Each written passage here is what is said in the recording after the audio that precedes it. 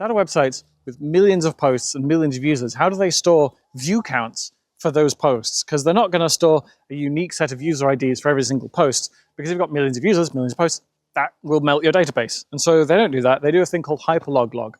And that gives you an estimate for the number of views that have happened to a post. I've made a video about that recently. You should go check that out. We got to the point with that, though, where the estimate you get back is a power of 2 from a number of user IDs. And that can be a bit of a problem, because what if you get unlucky and that estimate from 1,000 user IDs ends up being 2 to the 11, which would give you like 2,000, right? Well, now you're off by a factor of 2. So what you're going to do is instead take all of your user IDs and put them into buckets. You generate an estimate for each of those buckets, and then you average across all of your different buckets in order to give you your final estimate for the view count.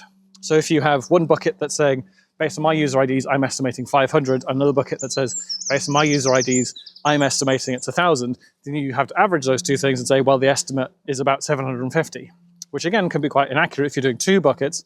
So what you do instead is you have thousands of buckets and you average over all these thousands of different estimates. And the average they do is not the regular mean, it's a thing called a harmonic mean, which if people are interested, I could do a video on that. Cheers.